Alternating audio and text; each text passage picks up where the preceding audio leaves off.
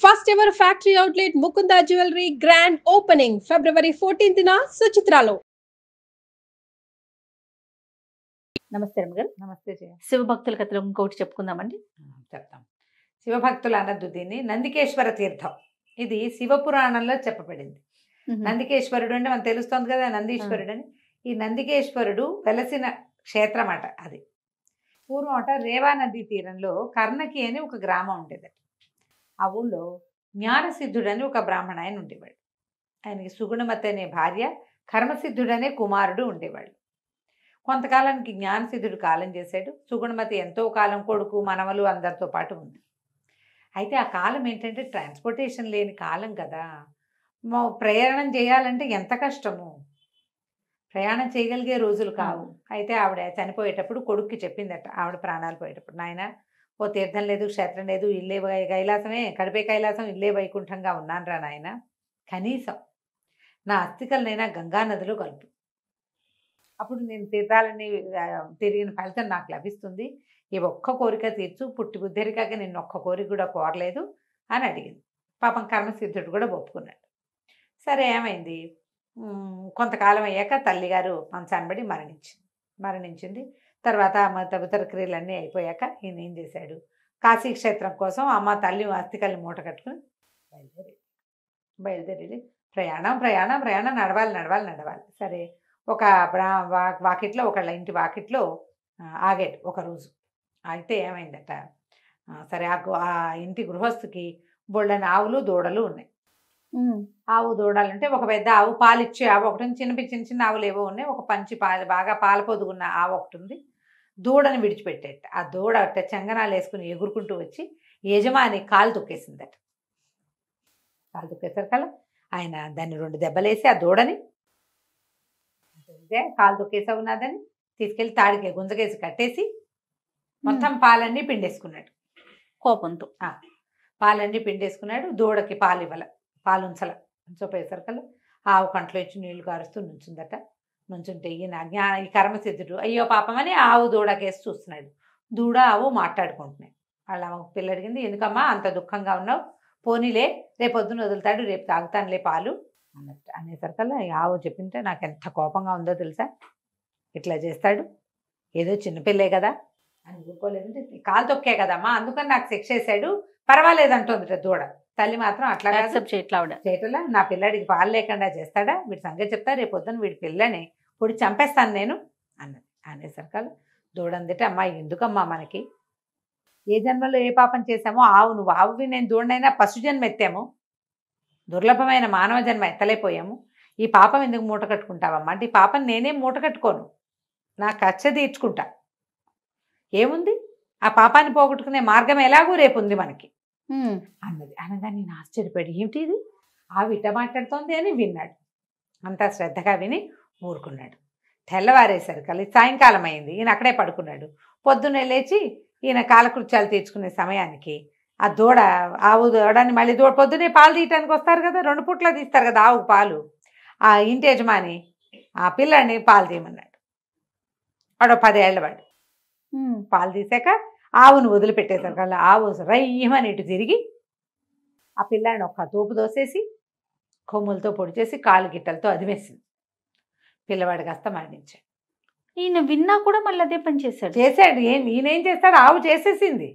ఆవుకి ఇప్పుడు ఈయనేం చేయలేడు, చూస్తున్నాడు అంతే, ఏం జరుగుతుందో చూస్తున్నాడు అంతే. ఈయనేం చేస్తాడు, ఈయన వాళ్ళు ఎవరింటి వాకిట్లోనూ నుంచున్నాడు, ఆయన ఏం చేస్తాడు, చూస్తూ ఉండగానే జరిగింది. గోమాత రాత్రి ఏం చెప్పిందో అది చేసి తీరింది పొద్దున్నే. అది కాకపోతే పాపం పోగొట్టుకోగలనని చెప్పింది చూడు, అదేమిటో తెలియలే. అక్కడి నుంచి జనం అంతా గల్లుమన్నారు, పెద్దగా కేకలు పెట్టారు. అయ్యో పిల్లాడు ఏమైపోయాడు అనేసరికల్లా, సరే నిన్న ఆవుదోడును కొట్టేందుకు వీడికి శాస్త అయింది అన్నారు కొంతమంది. ఇంతలో ఏమైంది, చూస్తూ ఉండగానే ఆవు నల్లగా అయిపోయింది, తెల్లటి ఆవు. బ్రాహ్మణ హత్యాపాతకం చుట్టుకుంది గోవుకి. అక్కడి నుంచి చూస్తూ ఉండగానే ఈయన చూస్తున్నాడు, ఈ కర్మసిద్ధుడు అయ్యో అంటున్నాడు అందరితో పాటు. ఆవు బయలుదేరి ఎక్కడికో వెళ్ళిపోతాం. ఈయన కూడా బయలుదేరి వెళ్ళాడు. ఏమిటి ఇట్లా వెళ్తుంది, ఏం చేస్తోంది అని చూసేసరికల్లా, ఆ ముందుకెళ్ళేసరికల్లా అక్కడ ఒక నదీ తీరంలో వెళ్ళి ఆవు 3 మునకలు వేసింది నదిలో. మునకలు వేసేసరికల్లా తెల్లగా అయిపోయింది పొద్దున్నట్టుగానే. నిన్న సాయంత్రం ఇవాళ తెల్లవారు ఎట చూసాడు, తెల్లగా అయిపోగానే ఆవు బయటకు వచ్చేసింది, నడుచుకుంటూ వెళ్ళిపోయి పాపాన్ని పోగొట్టేసుకుంది. నేను ఆశ్చర్యపోయాడు, ఇట్లా ఎట్లా జరిగింది అంటే ఇంతలో ఒక దేవతా స్త్రీ వచ్చింది అటువైపుకి. నాయన, ఈవేళ వైశాఖ శుద్ధ సప్తమి, మీ అమ్మ అస్థికలు ఇక్కడ కలుపు, ఇవాళ నేను ఇక్కడ ఉంటాను అని చెప్పింది. చెప్పేసరికల్లా ఈయన ఆ అస్థికలు తీసుకెళ్ళి గోదావరిలో ఆ నదిలో కలిపేసి, అక్కడ ఉన్న నదిలో కలిపేసి అమ్మకి తర్పణం పెట్టేసరికల్లా అతనికి కనపడింది అమ్మ ఆ ప్రేత శరీరాన్ని వదిలిపెట్టి వెళ్ళిపోతున్నట్టు. ఓహో. ఆశ్చర్యపోయాడు, ఇదేంటి, ఇది ఎట్లా జరిగింది అని. జరిగేసరికల్లా ఇదంతా ఒక ఆశ్చర్యపోయేసరికి ఆ దేవతాశ్రీ చెప్పింది, పూర్వం ఇక్కడ ఒక బ్రాహ్మణ వితంతువు శివ పూజ చేసుకునేది. ఆమెకెవరు లేరు. ఈ నదీ తీరంలో ఈ ప్రాంతంలో ఆమె ఒక పక్కన ఒక రేవులో దిగి స్నానం చేసి అక్కడే ఇసుకతోటి శివలింగం చేసుకుని పూజ చేసుకుంటే ఒక రాక్షసుడు ఒకడు ఆమెను ఇబ్బంది పెట్టేవాడు. నిత్యం ఆమె అర్చన చేసుకునే టైంకి పెద్ద పెద్ద కేకలు, అది ఇసుకతోటి ఇట్లా చేయాలి అన్నారనుకో ఎవరైనా ఉలిక్కి పడతామా, పడిపోతుంది. దిగురిచ్చి భయపెట్టి చాలా బాధించేవాడు. ఆమెకు పూజ అయ్యేది కాదు. అయితే ఆమె పరమేశ్వరుడు పెద్దగా కేకలు పెట్టింది, పరమేశ్వర నన్ను రక్షించు రక్షించు రక్షించు అంటే ముందు నందీశ్వరుడు పరిగెత్తుకొచ్చాట ఆమెను రక్షించడానికి, శివభక్తురాల్ని. ఆయన వెనకాల పరమేశ్వరుడు, వెనకాల గంగాదేవి, ముగ్గురు వచ్చారు. ఓ. వచ్చేసరికల్లా నన్ను రక్షించు, నా పూజని సరిగ్గా ధ్వంసం ధ్వంసం చేస్తున్నాడంటే ఆ రాక్షసుడిని సంహారం చేశారు. నందీశ్వరుడి వల్ల రాక్షస సంహారం జరిగిపోయింది. అప్పుడు ఆమె శివభక్తికి సంతోషించిన పరమేశ్వరుడు, ఏమిటమ్మా నీకేం కావాలి అని అడిగితే, నేను రోజు స్నానం చేసే ఈ తీర్థాన్ని నందికేశ్వర తీర్థం చెయ్యి, ఆయనే ముందొచ్చాడు కాబట్టి. ఇక్కడ ఏ రోజైతే నాకు ఆమెకు ముక్తి వచ్చేసింది, నాకు ముక్తి వచ్చిన ఈరోజు వైశాఖ శుద్ధ సప్తమి, ఈ ఒకరోజు ఇక్కడ గంగానది ఉండేలాగా వరం ఇవ్వమని అడిగింది.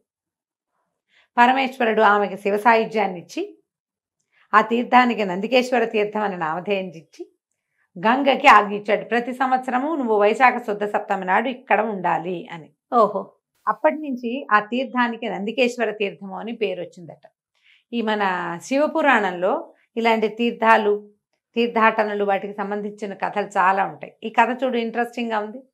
సంవత్సరంలో ఇప్పుడు మనకి కొన్ని చోట్ల, కొన్ని దేవాలయాల్లో కూడా ఆ తీర్థంలో అక్కడున్న పుష్కరిణిలో గంగ ఈ సమయంలో ఉంటుంది అని నియమం ఉంది. ఓ. మన అనంతగిరిలో అలా చెప్తారు, కొన్ని చోట్ల అట్లా చెప్తారు. అట్లా చెప్పబడిందే ఈ నందికేశ్వర తీర్థం. పురాణం ప్రకారము ఇది సౌత్ ఇండియాలోనే ఎక్కడో ఉంది. నందికేశ్వర తీర్థం అని పేరు ఎక్కడైనా వింటే కనుక అది ఇదేనని తెలుసుకుందాం. నాకైతే దొరకలేదు. ఓహో. ఎక్కడనేది తెలియలేదు. కానీ వాళ్ళు చెప్పిన వ్యవహారం మిగిలిందంతా చూస్తే కాస్త అటు ఇటుగా సౌత్ ఇండియాలో అన్నట్టుగానే తెలుస్తుంది. ఇది కథ. చాలా బాగుంది రమ్మగారు. నమస్తే అండి. నమస్తే జయ.